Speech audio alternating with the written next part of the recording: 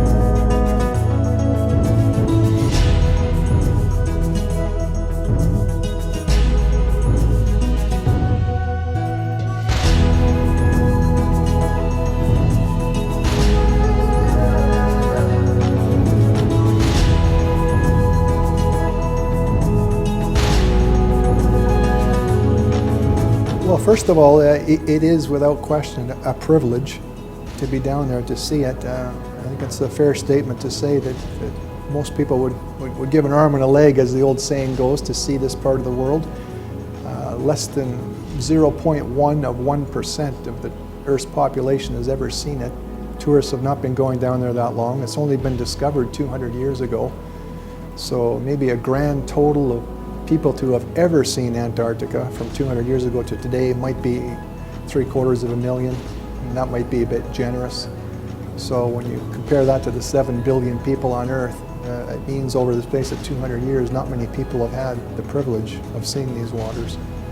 So that's the way I view it, and I know my officers feel the same, and I'm sure our passengers will also feel privileged to see it.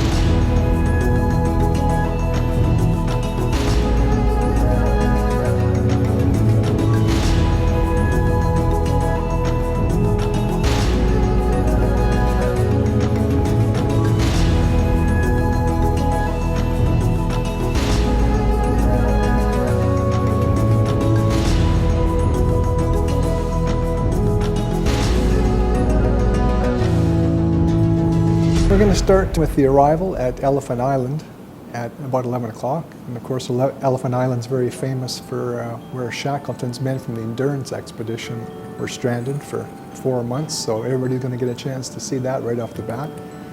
And when you arrive at Elephant Island, quite frequently the visibility is reduced, clouds, overcast. It's quite forbidding when you first see it. And sets quite the tone and atmosphere right from the beginning that you're entering someplace very special.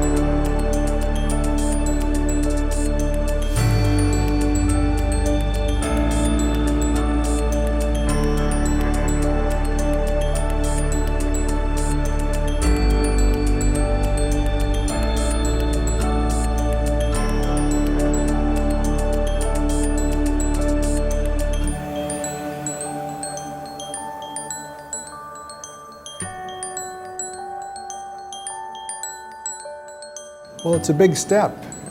Personally, I didn't think that we'd go back. I was hoping for many years that we would, and sure enough, we did. Now here in 2019, on the cusp of 2020, we are going back for the first time in 8 years, and that makes a lot of people happy, including myself.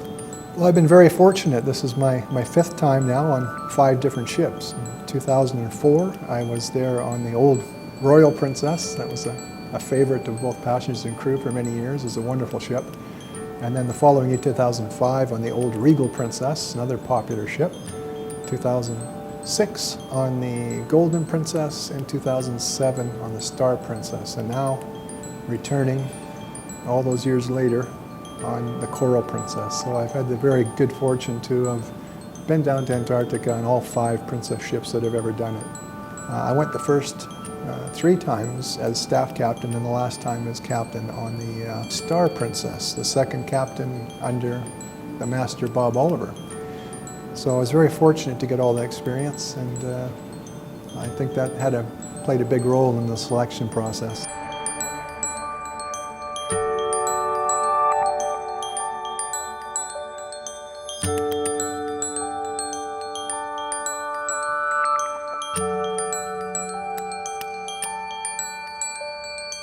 An interesting note, worth mentioning I think, is the largest ship to sail in Antarctic waters occurred during Operation High Jump, and that commenced in August of 1946 and ended in February 1947. The U.S. aircraft carrier Philippine Sea had the distinction of being the largest ship, and it had an overall length of 271 meters and a beam of 28 meters. That's what our beam is. And that record stood until 2006, when the Golden Princess, followed by 2007, when the Star Princess came. And when they came down to the peninsula, they were the largest ships in history to come down, surpassing the size of this aircraft carrier in the 1940s. And they're 288 meters long, and we are 293 meters long. So congratulations, you'll now be on the longest ship in history to go through the Antarctic Peninsula.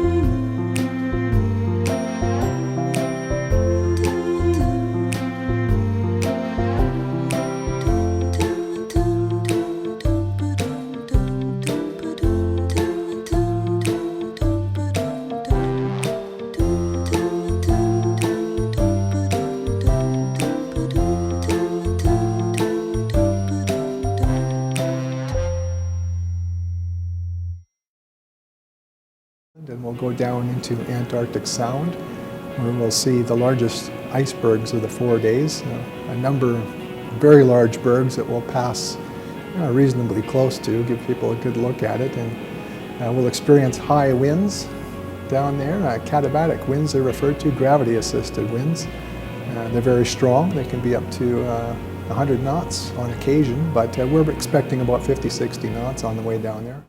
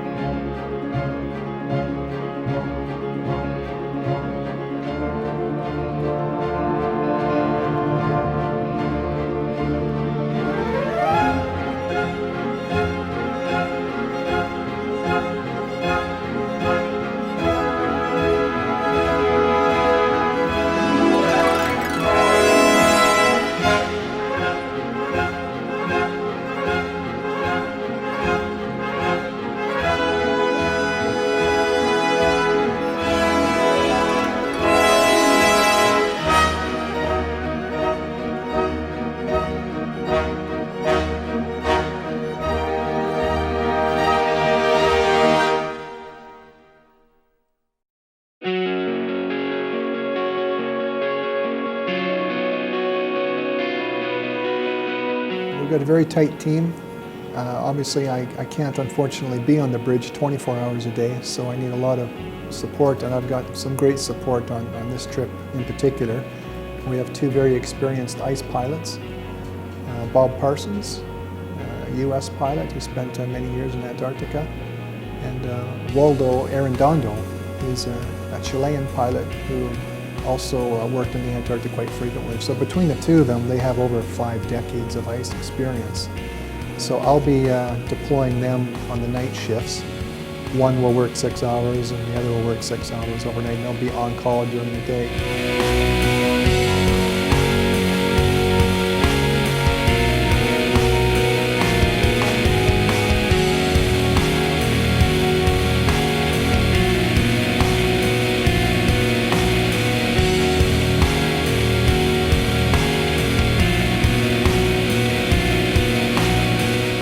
Captain Paulo Rivera. He's familiarizing with Antarctica. It's his first trip down. He'll be the captain next year in the Coral Princess when the Coral comes down, so he's got to get a good familiarization trip in here. So we're going to make sure that he sees all the parts. By the time we've done the 3rd Antarctic of the season, he will have seen all of it.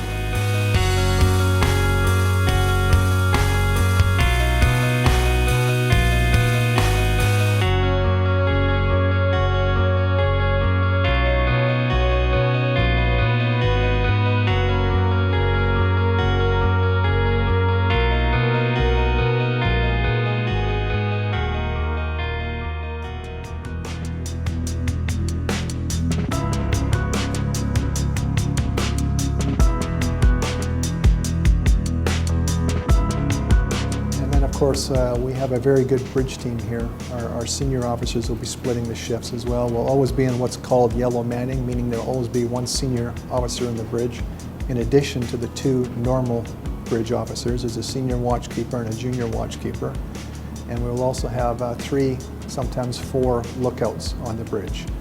We also have a special infrared camera that'll pick up ice during that brief period of about 4 hours between roughly 10:30 at night to 2:30 in the morning, where the sun goes below the horizon to assist us picking up ice.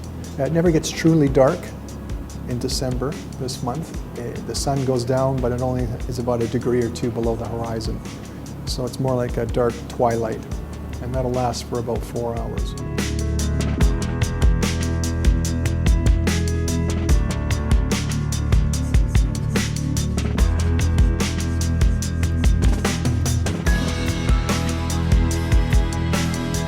myself, I'll be doing all the hours between 8 o'clock in the morning and 8 o'clock at night, and also on immediate call for any other time. And I will likely spend about up to 6 hours on the other shifts as well. So I anticipate being on the bridge about 17 to 18 hours a day, but officially straight through from 8 in the morning to 8 at night. But on call, very quick notice.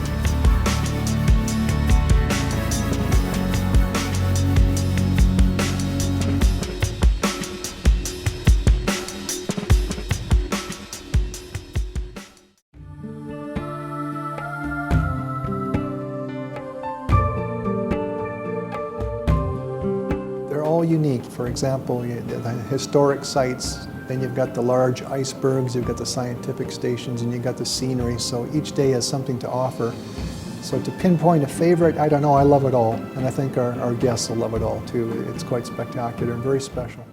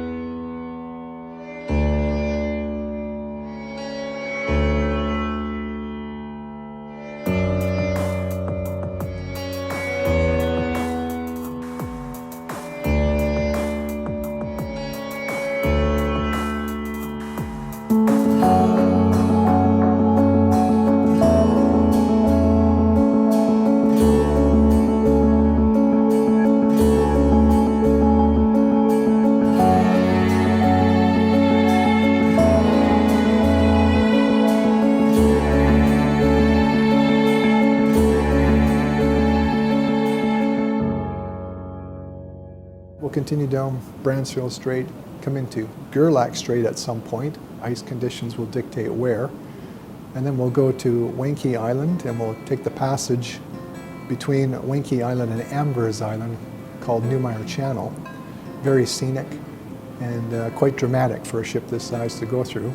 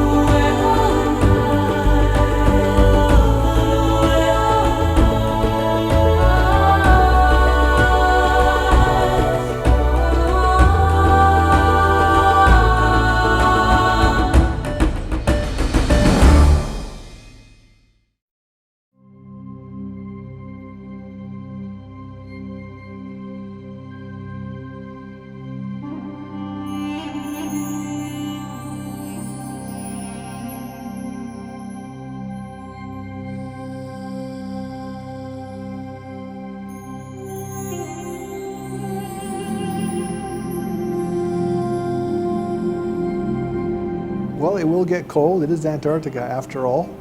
But based on my experience in previous cruises, our guests have done a good job bundling up. And for our part, guest services, we're going to make sure that we've got hot chocolate on the go, and we'll try to keep people warm with drinks and hot food as we go along. There are strict environmental guidelines that we need to follow, so everybody will have to understand if we don't serve certain things on deck, we can't risk anything blowing off the ship. But in following all the guidelines, we can still provide support to all our guests and make them as comfortable as possible.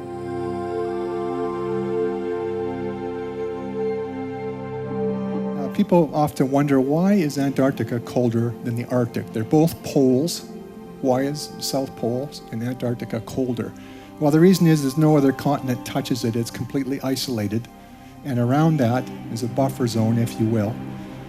And you can tell that you've crossed into this imaginary line by closely observing the sea temperature. So in about 2 or 3 hours, as I say, we'll expect to see the sea temperature drop about 2 degrees, get 2 degrees colder, and that's when we know, okay, we've crossed that imaginary line.